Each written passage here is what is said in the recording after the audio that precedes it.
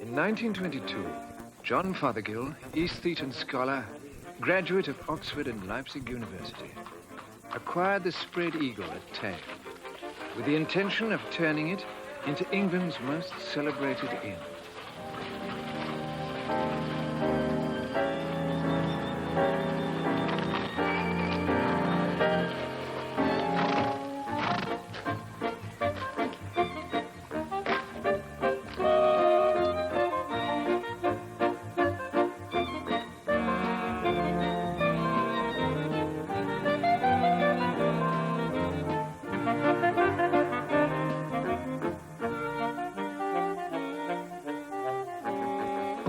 The ceremony of the changeover was a lurid proceeding. After the signing of the deeds and the handing over of the money in cash, I and the previous proprietor, together with our respective brokers, solicitors, and valuers, ate a coarse, silent meal, after which each of them put a pound note in a plate for the new proprietor's wife.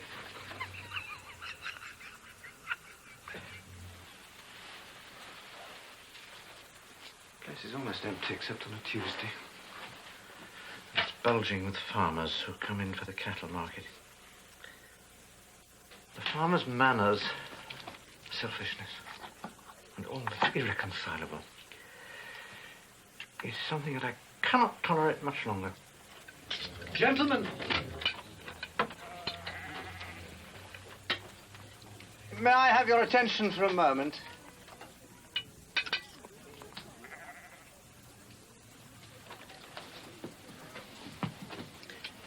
I am afraid that I can no longer offer you the exclusive use of this room on market days.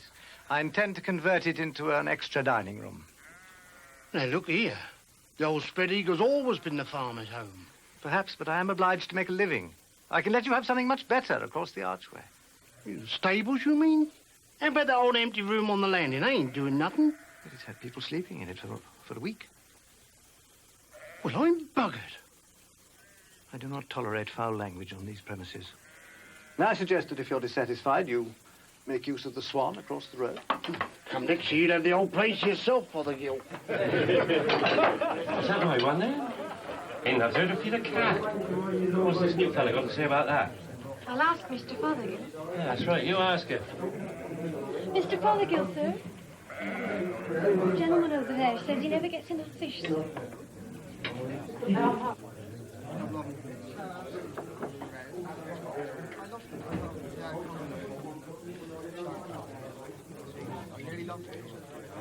I understand you're not satisfied with the quantity of fish served to you.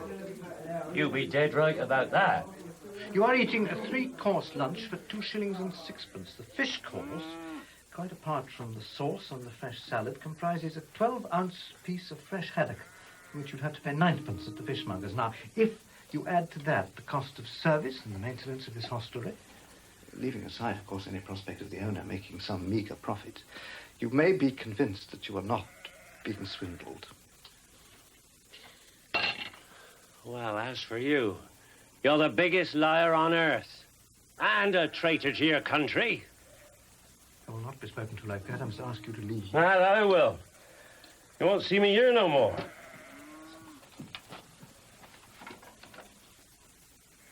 You're a dirty German. And a damned man.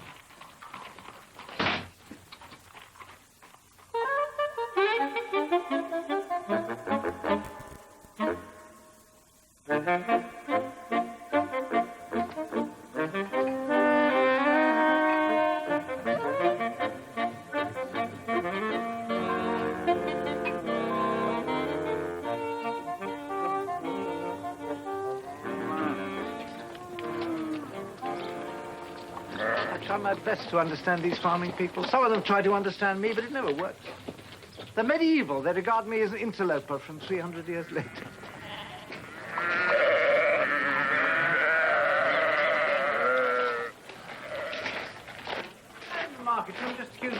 German. John, there's a strange man in the shed.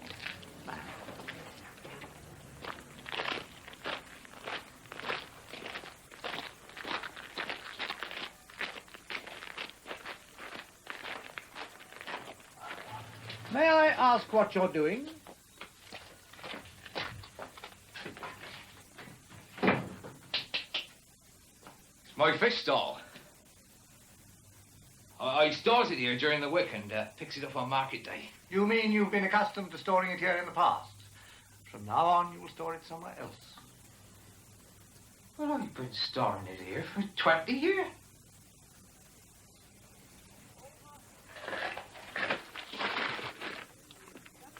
My word, one soon discovers that no owner of licensed premises can ever truly feel that his house is his own. People wander about at will, each with his own little private business, or time-honored privilege, or abuse.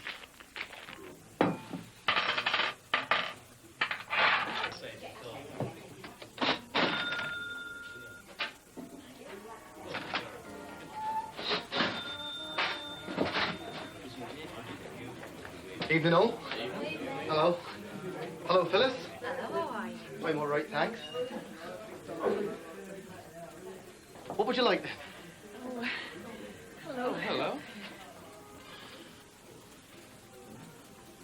Orange juice, please. Have a gin in it, go on. What, me? You're just trying to get me drunk, you are. That's right, you're just trying to get out drunk. One orange juice, one brown ale, please.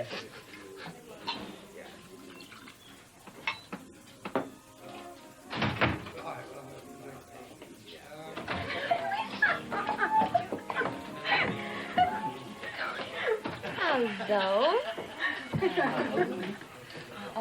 Gin and orange, please.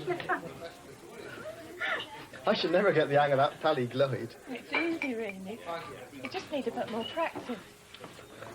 Aren't you the daughter of Mr. Burley of Long Crendon? That's right, Mr. Fothergill. And this young man, is he your lover or your brother? I know Mr. Fothergill. He's just my friend. I've known his family.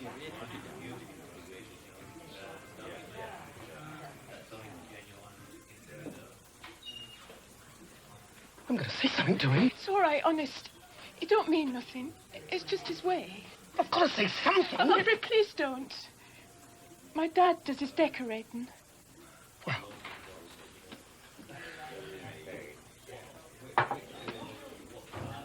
I'll say good night then.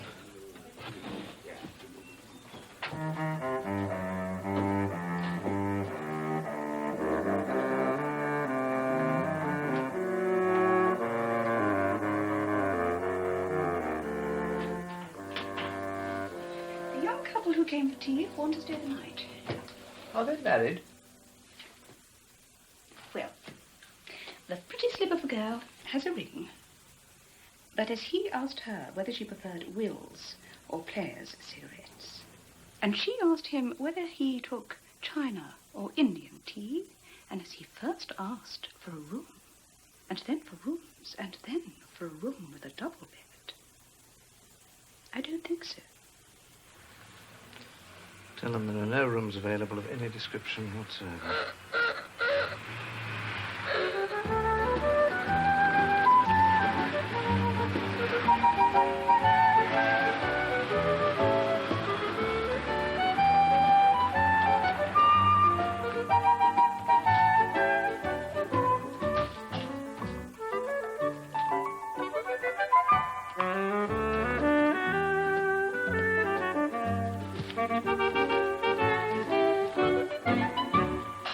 Good afternoon. Are you the governor here? I am the owner here. Pemberton's the name, Frank Pemberton. Booked a room here yesterday morning. Must have spoken to your lovely wife on the telephone. Pleased to meet you. Yes, well, I've had this place recommended for many a quarter.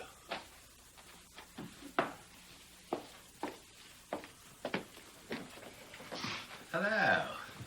Pour me a nice gin and tonic, my dear, will you?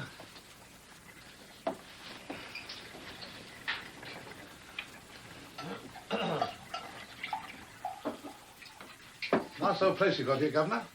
Nothing mock Tudor about this, I know. That's perfectly true. Can I get you a drink? Something to tickle your fancy? No, thank you. See what's on the old me and you.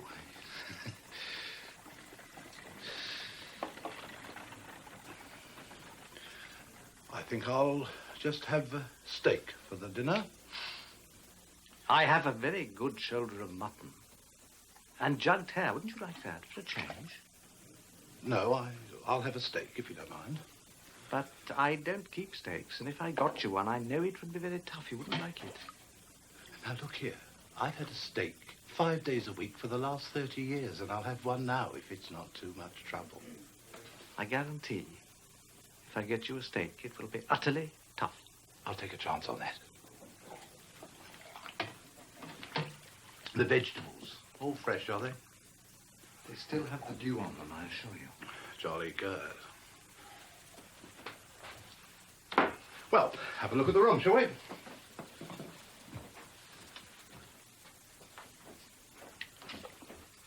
is. Run round to the butcher's for me. Ask him for the toughest piece of steak from the freshest animal he can find. Yes, Mr. Fothergill.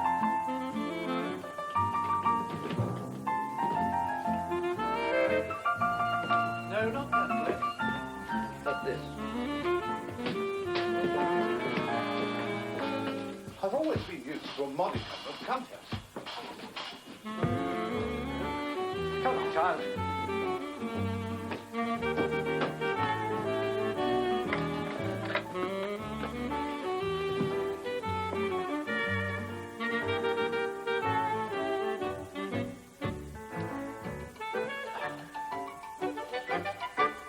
Must you do that?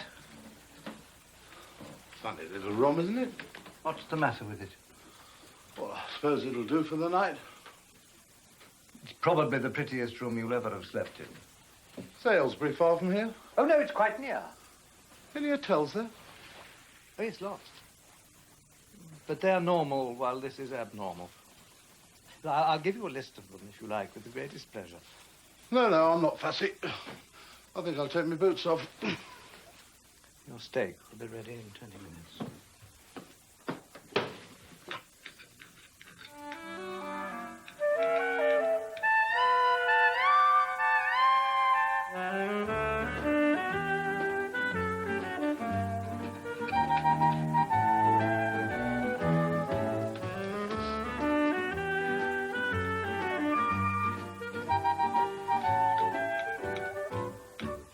But I cannot allow myself to indulge in a saintly, sadistic love of the often disagreeable and conceited commercial traveller. Lest he come again and disturb by his incongruity, his hat on the pictures, his jacket over dining-room chairs, and leather bags by writing tables. His bill is quite enormous. I hope we never see him again. Come in. Well, you're not cheap, Governor. But I don't mind paying a little more for extra quality.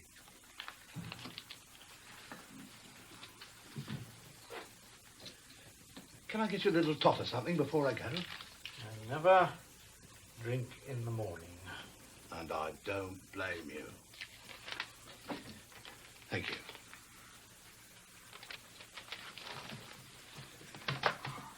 Here. A little something for the missus.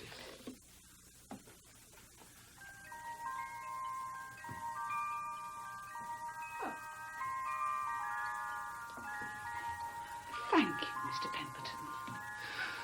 Well, be back again soon. Little word in the right quarters, eh? Do no harm, eh? Cheery by then. Goodbye, Mr. Pemberton. Bye.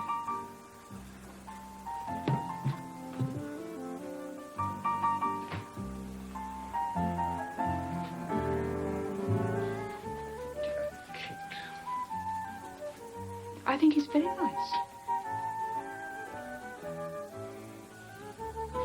It isn't easy to be a gentleman. In fact, no man can safely be called one until he's over 80. I was kept an inn. A customer told me recently I was no gentleman. I said I make no pretense of being a gentleman, so we can continue this conversation on equal terms. What?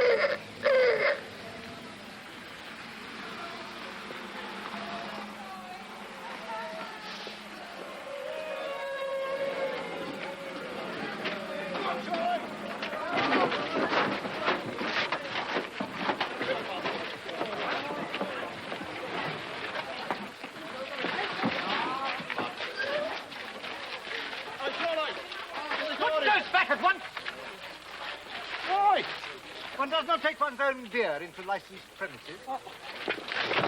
Look, when am I going to sink a couple of pints in the garden, you know, on the sly, like? I went down in there only once, eh? There you are.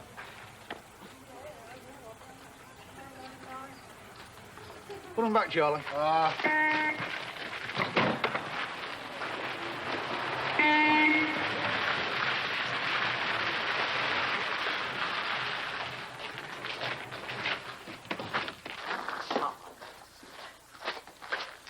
What an unexpected delight. Yeah. You're like the first of the swallows. I just thought I'd drop in. On my way to Scotland for a bit of fishing. Oh, trying to do 6 cases of Paul Roger somewhere. Yeah, end of bid. Rather cheap, really. Only 3 and 6 a bottle. Excellent. I'm sending them down by train. I'd run down on champagne. Oh, by the way, you asked me to sell your consoles. Yes, I did. Yes. It's not a very good time, don't you? Bit of a bear market in gilts. Allow me to hold on to them for a little. Oh, no. I need the money. I'm going to replace all furniture. Sure that's wise? My dear Charles, you're witnessing the end of a beginning. I'm about to transform this place into the Eden of public houses. Come on.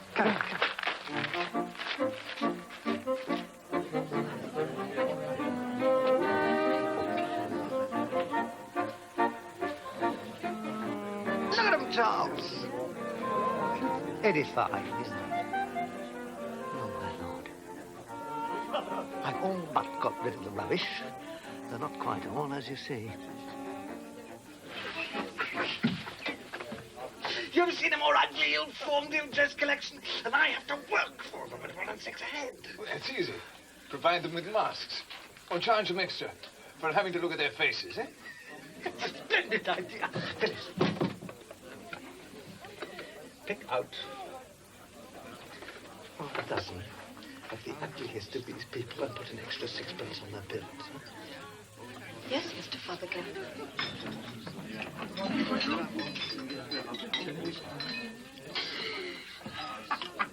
I say, it must be the first time in history that anyone's had to pay for not being beautiful. I think it's perfectly justified. Think how many people are charged extra simply because they are beautiful, well-bred. Got a bottle of Lafitte. I think it might amuse you. Yes.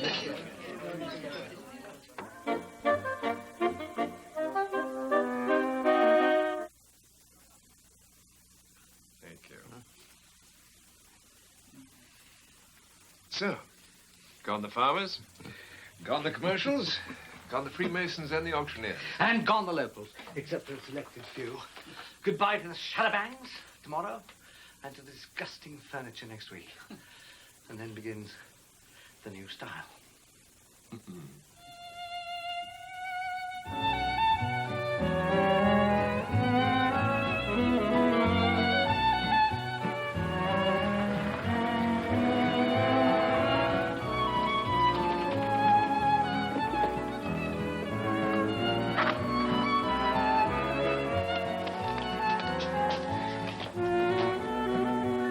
John, darling. How marvelous to see you again. Don't you look elegant? Doesn't he look elegant? You know David Tennant, of course. He's my manager. Actually, I didn't. No, I didn't. Darling, he's so rude. He's the rudest man I know. He gets ruder by the minute. Well, that may have been true when I first came here. But as you see, my original rudeness has served its purpose, and I'm now quite civilized. What would you care to drink? Oh, a highball, I think. A glass of whiskey, if I may. Hermione, I want you to sign my walk. Come at the other end. Darling, who are all these people? They're my friends. Off with your shoes. I measure their heights. And then they sign their names against the bar. The tallest gets a free dinner. Oh, my God, who's that? You must be gigantic. David Plunkett Green, 6'7.5" in his socks and his lavender-coloured frock coat. Amazing. Step away.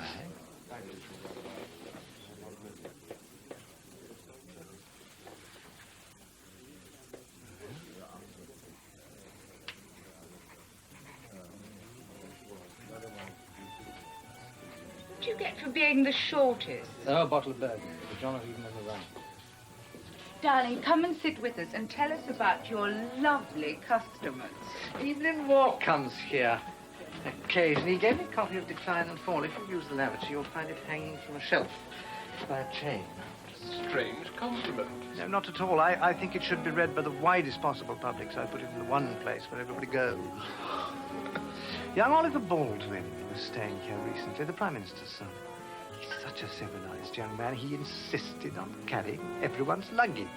And he wants to abolish the public schools. I say, that sounds a bit radical. Certainly not.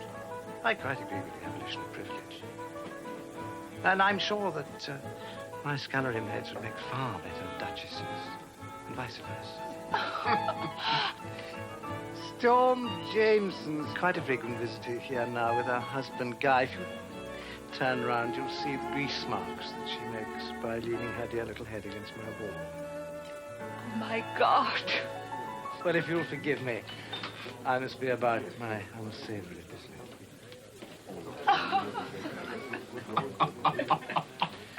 Of course, you went straight to see the doctor, and we got a good fellow. He's a good chap. He's been with the family for goodness knows when. Yeah. Anyhow, poor chap's been confined to the house ever since. Is Rosie with him?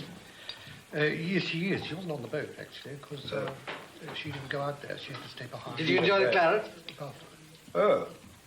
That's all right, I suppose. Only all right.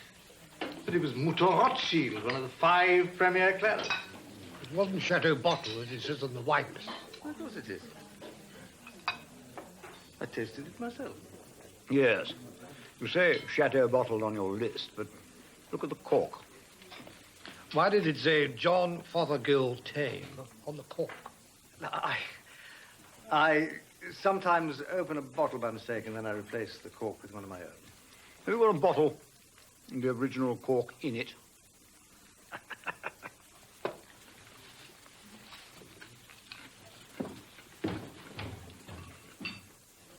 This is the first time in my life I've ever taken a bottle of really fine claret straight from the cellar to the table.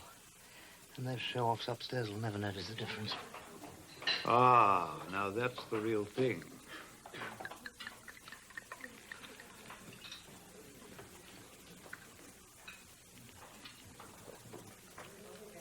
That's something like Alex.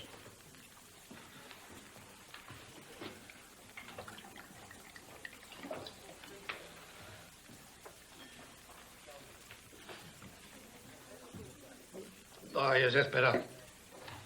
You should know that my brother is a great connoisseur of claret. I deny that either of you knows anything at all about claret. In the first place, you, the connoisseur, gave me a shock in ordering the wine by asking if Chateau Mouton Rothschild, one of the 5 greatest clarets, was a red wine. I never said I was a connoisseur, Alex. And in the second place, besides not knowing claret, you don't know ordinary human nature. If I'd wanted to cheat you, I would not have left the John Fothergill cork on the table in front of you. How old are you? After 30, age has nothing to do with the question.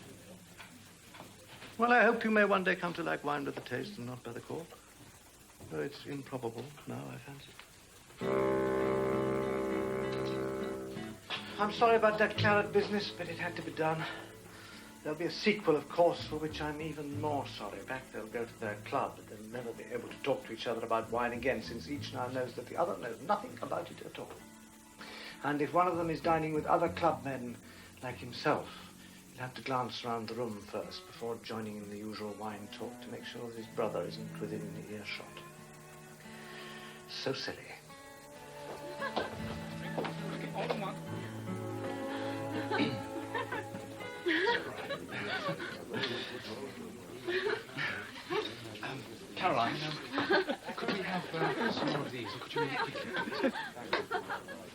Just a moment.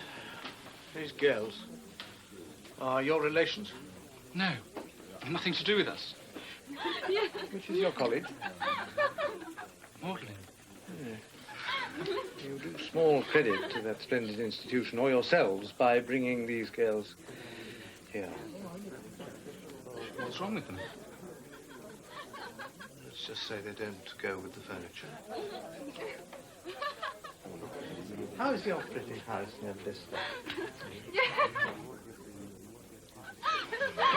Come on. Let's go.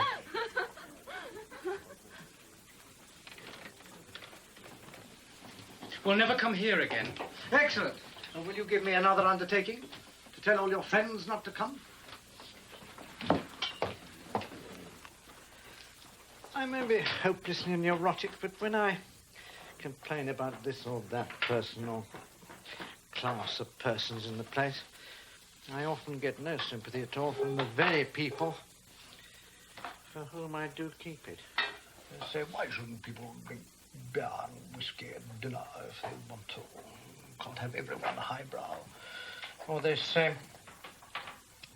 personally, I like to see all kinds of people. It's amusing. Doesn't the law compel you to give food and drink to anyone who asks for it? And of course, why shouldn't the undergraduates make a noise? They're young, and so on and so on.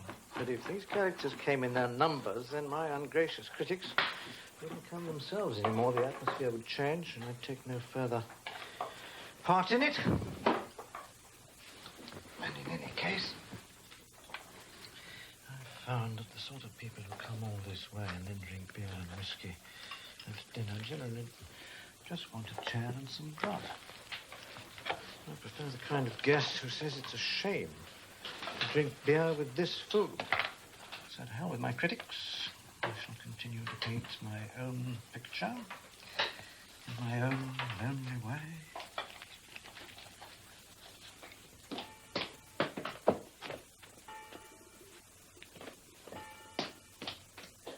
Mr. Wells is just leaving, sir. He's in your office. Ah, thank you, Kitty.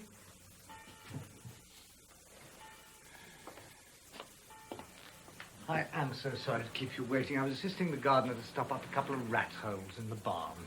Are they not professionals in that trade?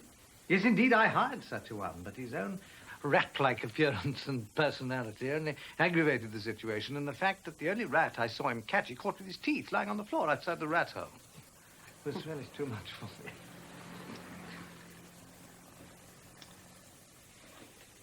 You should give them that stuff which makes them so voracious that they eat each other. The survivor dies of starvation.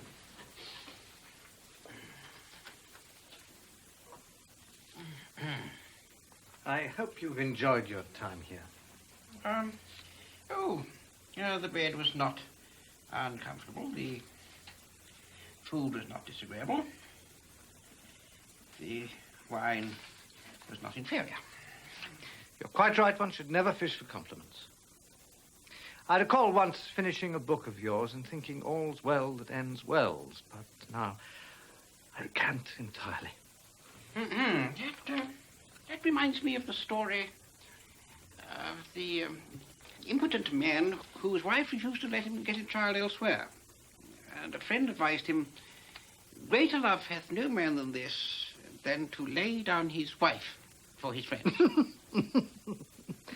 Won't you stay for lunch? I think I can promise you some entertaining company. Now, who's coming?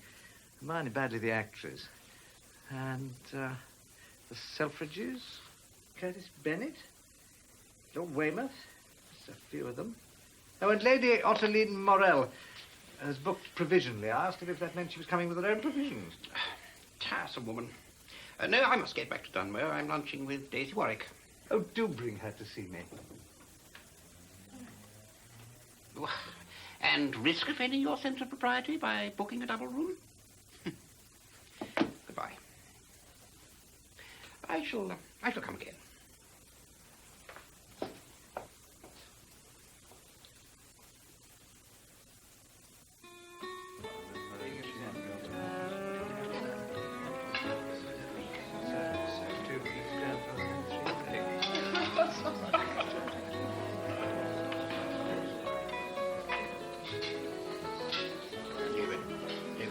stop that at once. Get on with it. Come on, come on. Oh, Mr. Fothergill. Yes.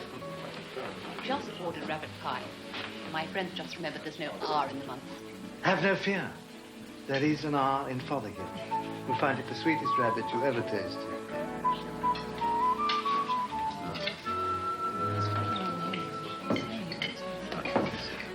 I had no idea you were so famous.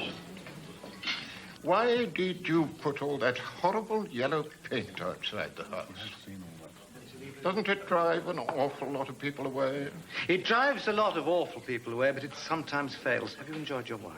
Yes. You've a very good list for a place of this size, but I doubt if your brandy dates from 1865. Ah, well, no, you're probably right. The dates attributed to old brandies are not always accurate, unfortunately.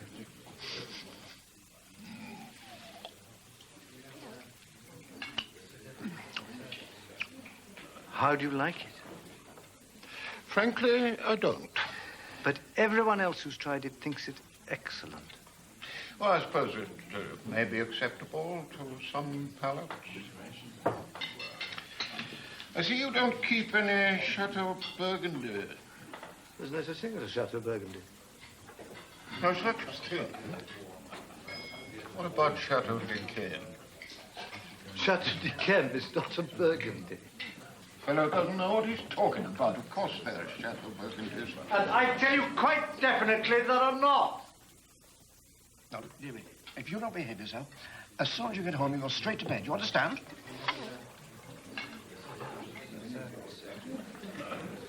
Why don't you sit up properly and finish your lunch?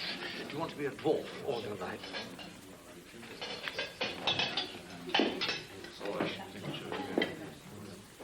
Curtis Bennett, was your beef bloody enough? Perfectly bloody.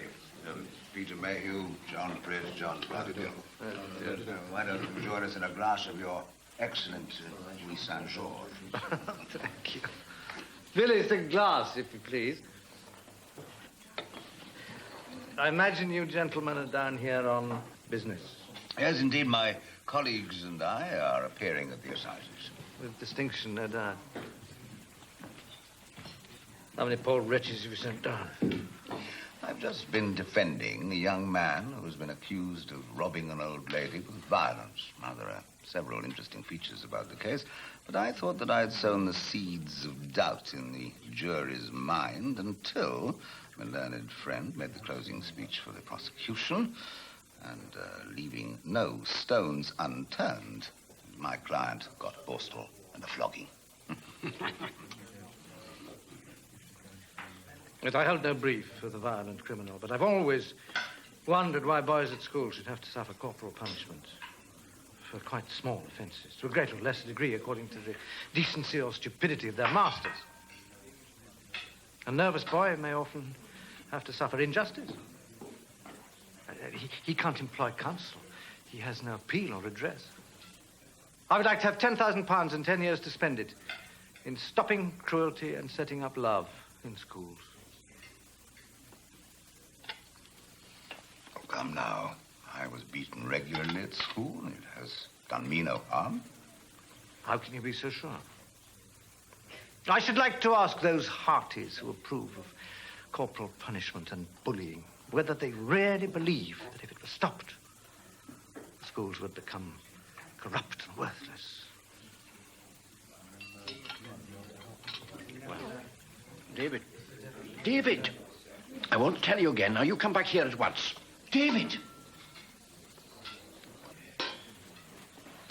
Kitty?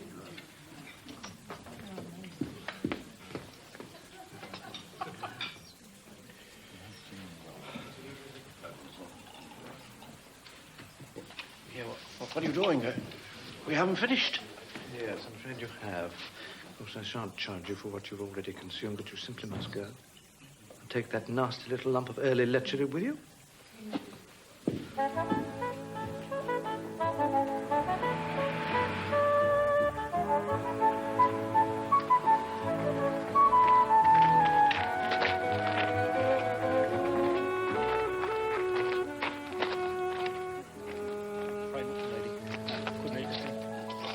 How good of you to visit us.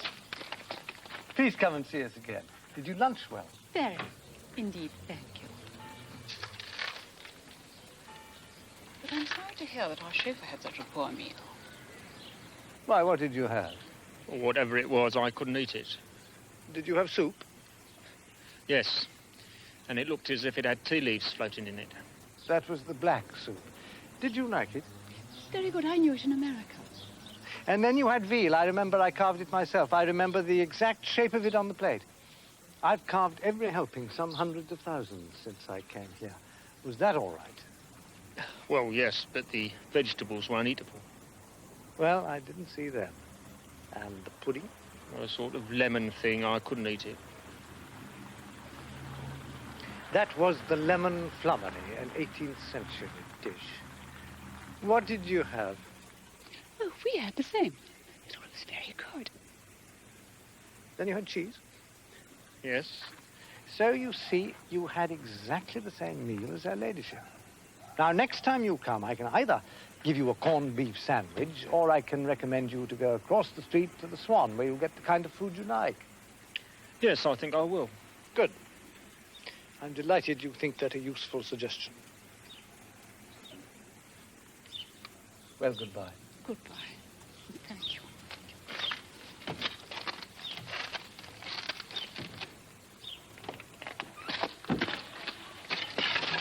One nice chauffeur gives us more gratitude than 6 nice people. It's sad to reflect how greatly they're outnumbered by the opposite kind.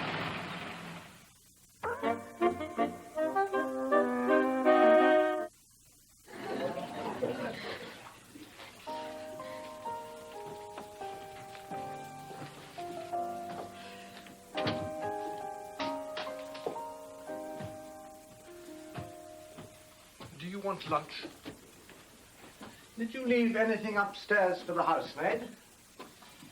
I would have done if I'd rushed into your house without even asking your leave. All saying thank you.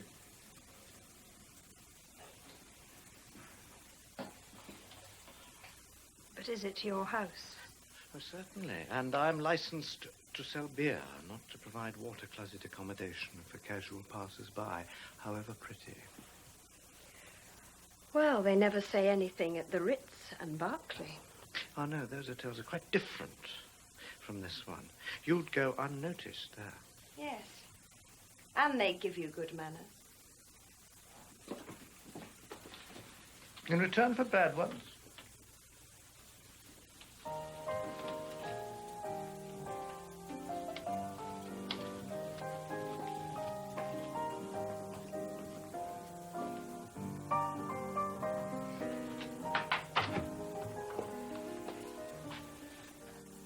Kate, why are you eating cheese and pickled onions in the office at this time of day? I didn't have time for a proper meal. Did you eat anything? Oh, yes, quite handsomely. In the kitchen. Of prune stuffed with walnuts, washed down with gooseberry fool. The fool, of course, was the cook for making it too wet. I made more than 800 pounds of jam last year, and it's nearly all been eaten. Ah, splendid. We've had a cheque for £37 3 and 5 returned from Poots. Whose? Andrew Scott Robson. Do you think it's wise to give these young undergraduates unlimited credit? First choose your undergraduate. I'll write to him tomorrow requesting that his cheque be honoured within a week, or I'll send it to his father, who earns about a third of Norfolk. Andrew's a very agreeable young man. He'll pay in the end. Last time he was here, he wrote 2 verses in my honour. I can't call him to mind. I'm afraid he has very little talent for poetry. He certainly has a talent for drinking good wine. Well, that in itself is creative. And quite apart from that, he stands 6'4" and 5/8 in his socks, which is quite enough to offset a number of other shortcomings. Would you give unlimited credit to an honest pygmy? Pygmy? Certainly not. Well, that kind of people should be treated with gravest suspicion. No, I've never yet met a well-bred one. And they invariably have little minds in their little bodies. Do you think good breeding is everything? No. But it is 90%. And what is the other 10%?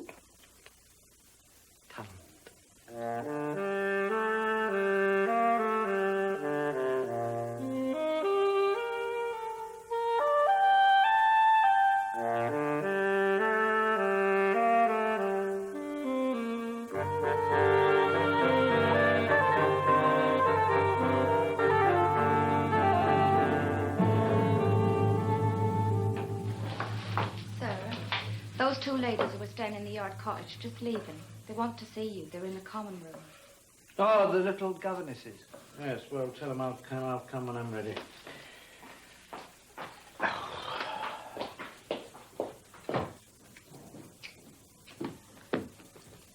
Ah, you wish to speak with me?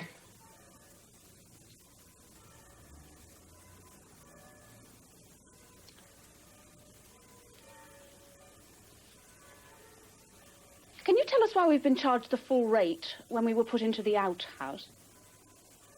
But the yard cottage is very comfortable. No, it's not. It's damp and draughty, and you only use it for chauffeurs and servants. Yes, and also earls and viscounts and famous artists and writers have stayed there without complaint. Now, in any case, because I couldn't offer you a room in the house, I've reduced your bill for meals. I suppose you don't consider us good enough to stay in your house? There wasn't a room available. I've already explained. There were 5 empty. We asked one of the housemaids. Empty isn't necessarily available. I mean, rooms do have to be spring cleaned from time to time, you know. You're a filthy, rotten liar. And a snob, too. Now, that is quite enough of your schoolgirl nonsense. If you don't like it here, I suggest that you stay somewhere else next time. You ever eaten raw asparagus? Here, try some.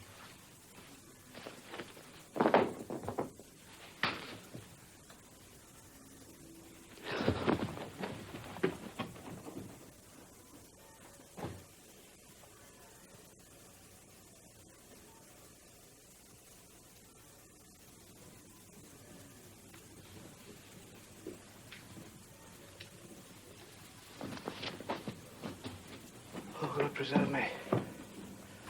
Sometimes I am staggered by my awful self.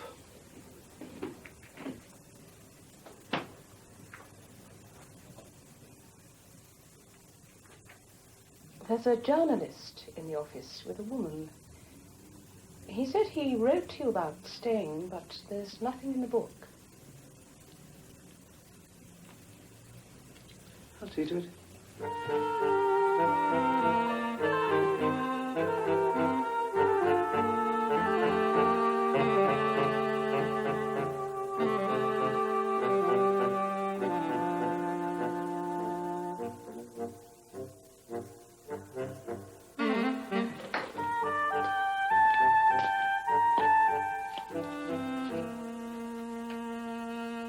Ah, Mr. Fothergill. My name is Guy Horsburgh of the Tatler. You got my letter, of course, apprising you of my intended visit. Yeah, I remember your apprisement, but I didn't know you were coming. I should like to stay for 3 nights. Splendid place you have here. Very well appointed, as they say. I've heard a great deal about you from various quarters. I thought I might write a little piece about your establishment. I wish you wouldn't. Surely I would have thought our readership were exactly the sort of people you would want to attract here. I don't believe we've met. Oh, I'm sorry. Mrs. Beaumont. Mr. Fothergill. How do you do? How do you do? Is Mrs. Beaumont staying too? Yes. Ah, well then. You'll need 2 rooms. No, I asked for a double room. You make it very embarrassing for me. Why? Because you're not married and I don't encourage indiscriminate coupling. That's none of your business. Oh, yes, it is. You mean you think you're entitled to ask everyone who comes here if they're married? Certainly, if I wish to. But the law compels you to take me if I ask for a room. Possibly. But you make out a part case in front of the magistrates under these particular circumstances.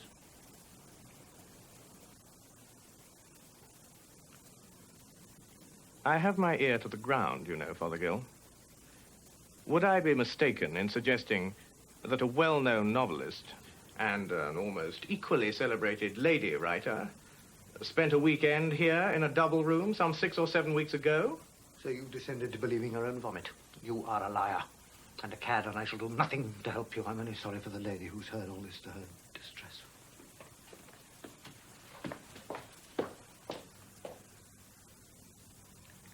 Do you think we ought to leave a tip?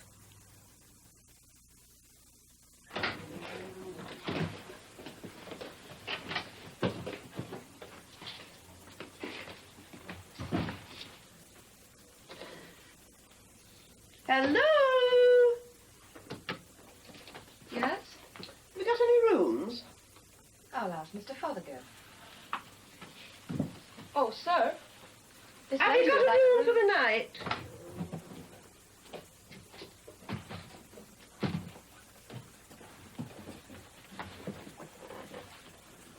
I think it's possible. Up the stairs, second on the right. I would like to see the room first.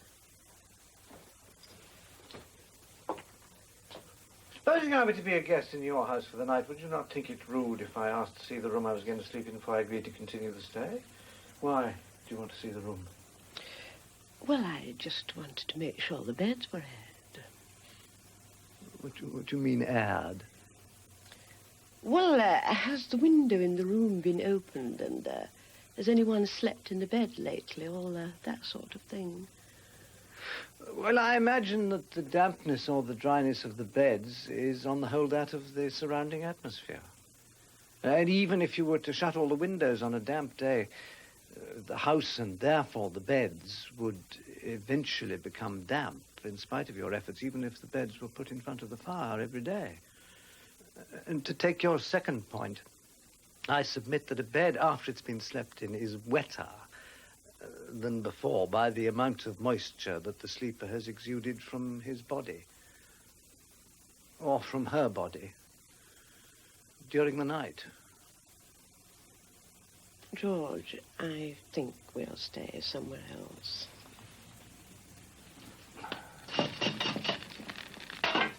Nothing now disturbs my nerves, neither the patronizing nor the third rate. Here I've determined not only to have proper and properly cooked food, but to have only intelligent or beautiful or well-bred people to eat it. And though we barely pay our way, we've declined dozens of applications for rooms simply because we don't know the people or the writing or the address don't please. Telephone, sir. Kitty, you answer it.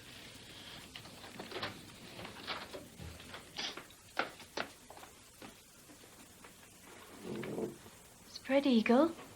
Captain Lennox here. I'm bringing a party of 4 down from London this evening. What will be for dinner?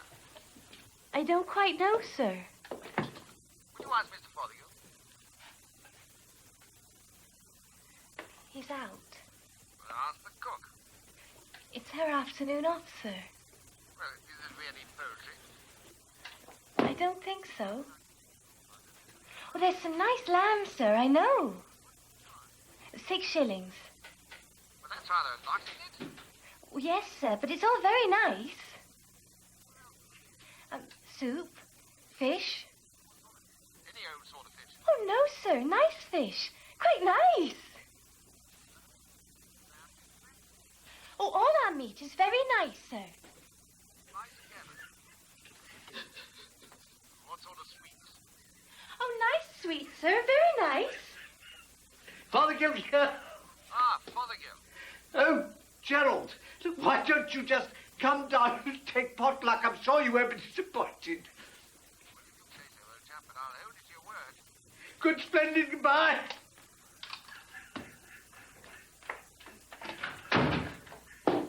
John,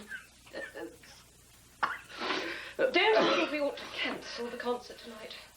We have only 5 guests in the house. The musicians won't have left Oxford. We could easily.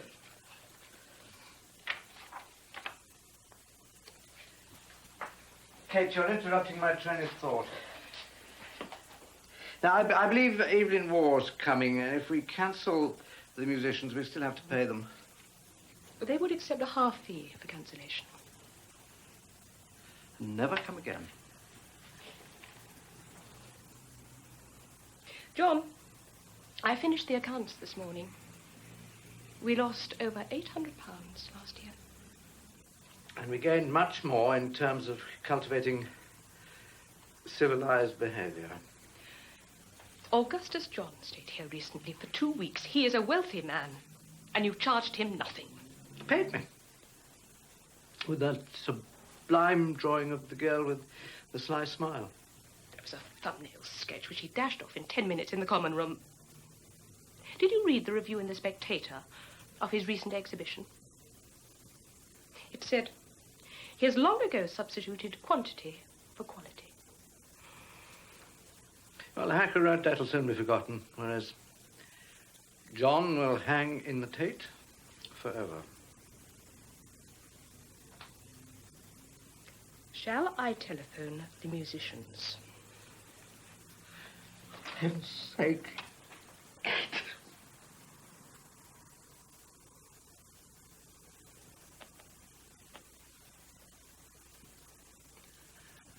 About your business, woman.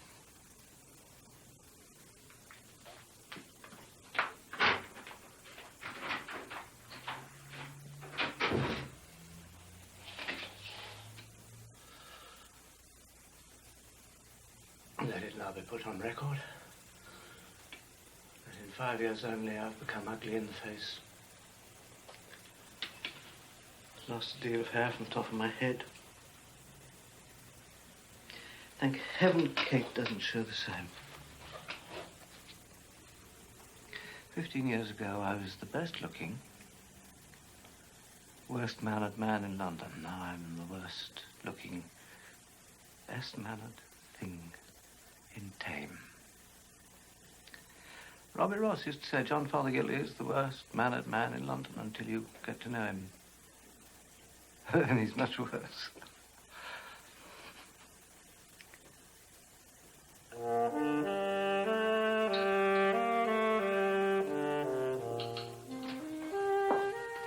Sir, the lady and gentleman just gone upstairs to use the lavatory. They didn't say they were staying for lunch.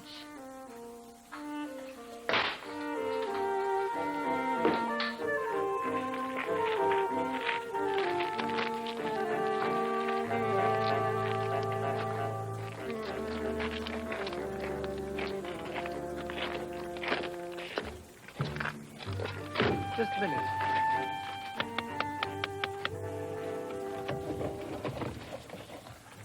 Have you had everything you want? Yes, thank you. Ah, yes. That thank you was all that I wanted. You see, you have been rather thoughtless. Like so many people, you believe that a public house is merely a public convenience. All I wanted was that thank you. Please, take this.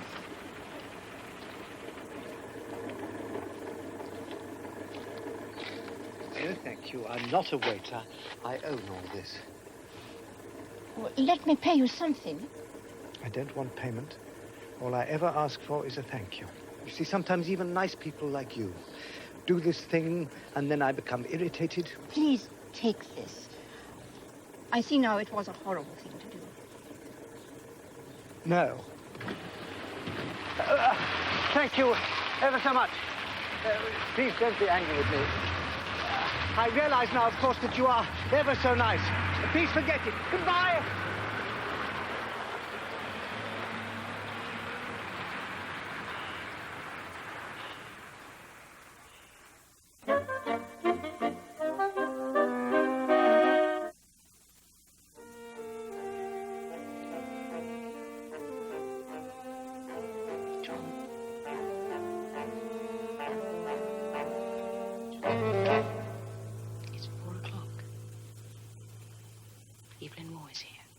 Why didn't you wake me before?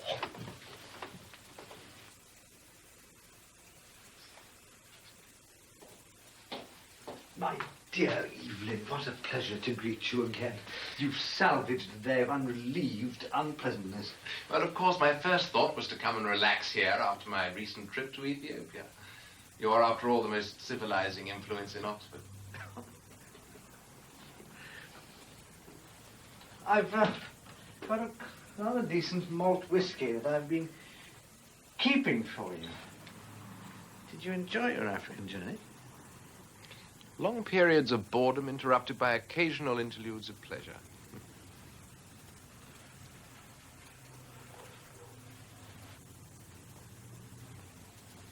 I found the Africans most agreeable on the whole. Except for their wretched officials, of course. One's fellow countrymen over there are nearly all the, oh, I say, by Jove sort. I've come across plenty of examples of those who, unfortunately, have never quit our shore. Did you eat well? Abominably most of the time. Oh, well, perhaps I can rescue the good name of cookery whilst you're here. Ah, my dear fellow, I wish you could. Unfortunately, I'm observing the Lenten fast. 8.5 ounces of food a day. Oh, dear, it doesn't apply to the grape, of course. I've no wish to seek canonization. I shall have to feed you exclusively on foie gras. I see quite a few of your friends nowadays. Harold Acton comes here quite often. Morris Bowra. Mm-hmm. And the Sitwell brothers came here and dined for the first time recently. What did you make of them? Well, I found them rather ordinary, stalwart, kind fellows, so unlike their books, which I haven't read. I spent a week with the family last summer down at Renshaw. They're a quarrelsome bunch, except for Oswald, of course, who's very shy. Sashi talks about sex all the time, and Edith's completely ignorant. It was unsafe to mention any living writer there. Yes, they're very hostile to anything they haven't written themselves. Well, if I can't give you a decent dinner, perhaps I can offer you some entertainment. I've arranged a musical evening in your honor. Tonight? At 9 o'clock precisely. My dear fellow, you should have forewarned me. I'm dining in college this evening. It's one of those long-standing duty visits that is so difficult to avoid. To no consequence. Well, if you'll forgive me, I propose to wallow in the bath for the next 2 hours. This whiskey is magnificent. I'll have the rest of the bottle sent up to your room. That would be a great kindness.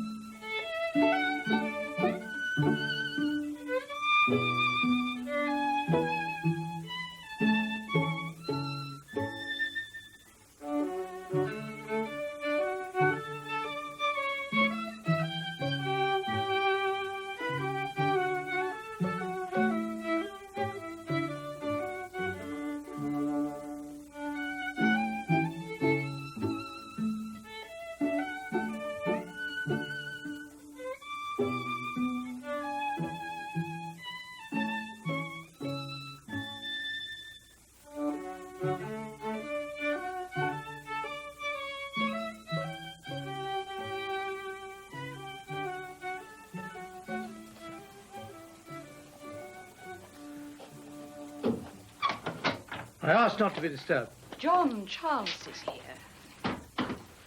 Charles. John. I had no idea you were coming. Just one of my flying visits. I tried to ring recently. Phone was off the hook.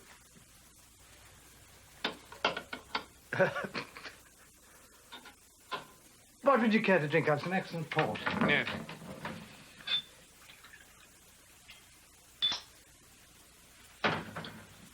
No, thank you. I've been speaking to Kate on financial matters. She has a first-class business mind.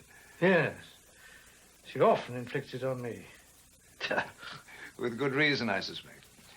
She tells me that 9 years ago, when you first acquired this place, you had £500 in the bank. Now you are £1,400 in debt. I'm not running a bank.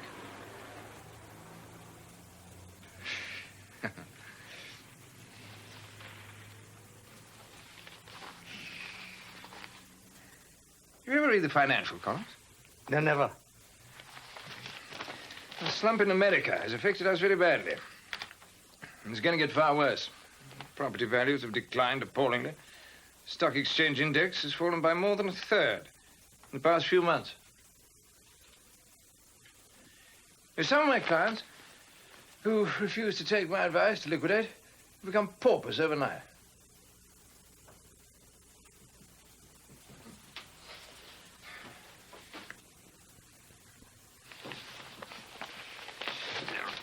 Down. All these nice people that you attract here, they mostly come from London, do they not? The majority, yes.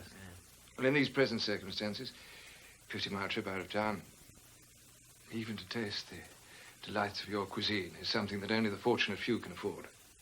They'll always be the wealthy and the gifted. True. But the former are rapidly decreasing and the latter don't pay the rent.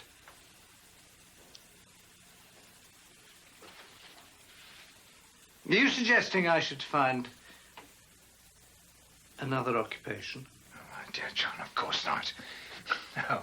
One doesn't ask a king to leave his country. No. But you might do well to consider another location. Or somewhere more fashionable, perhaps. And closer to the heart of the metropolis.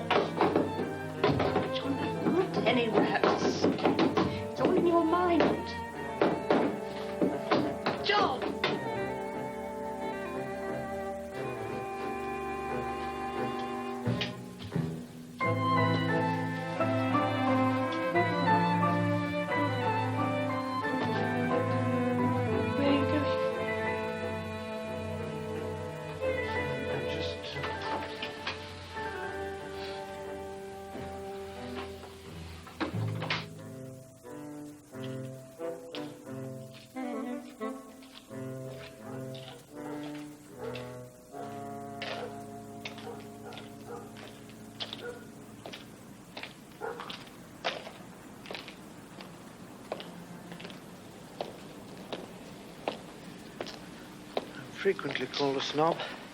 If one is a snob, what better trade to exercise that particular quality in than mine? And yet isn't snobbery a universal human emotion? To decry it is vain. It's a religion, a kind of atavism, a hero worship. One is born with it. Good morning, Mr. Fothergill, sir.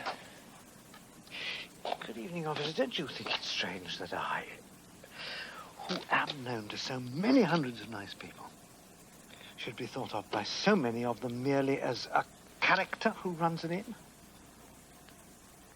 Perhaps they wouldn't want me in their own homes. Might not think of me as even possible there. And yet, isn't everyone esteemed for following a certain role? The actor on his stage is esteemed, the constable on his beat, the doctor in his surgery. And don't I have towards many of these nice people precisely the same purely temporal feelings as a doctor giving them a distinctive role as patients? If you're not very careful, Mr. Fothergill, so you catch your death a cold. Now then, don't you think you should be thinking of getting out, sir? Thank you.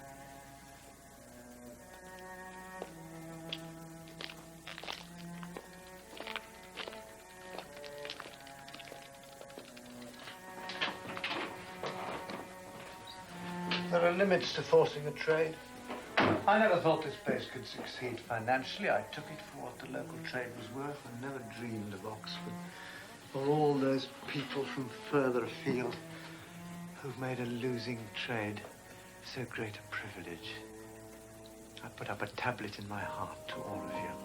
Seymour Leslie, Arundel Del Rey, Lord Henry, Patrick Balfour, Lord True, Mary Somerville, Robert Vanderburg, dear Pilkington, Rumney Summers, Brothers Colfax, Lord Clydesdale, Dickon Hughes, H.G. Wells, Nigel Dugdale, Horace Barra, Harold Acton, Lord Weymouth, Greville Worthington, Beverly Nichols, T. Best Dallison, Cecil John Edward Dorilana Plantagenet Tolmash Manning.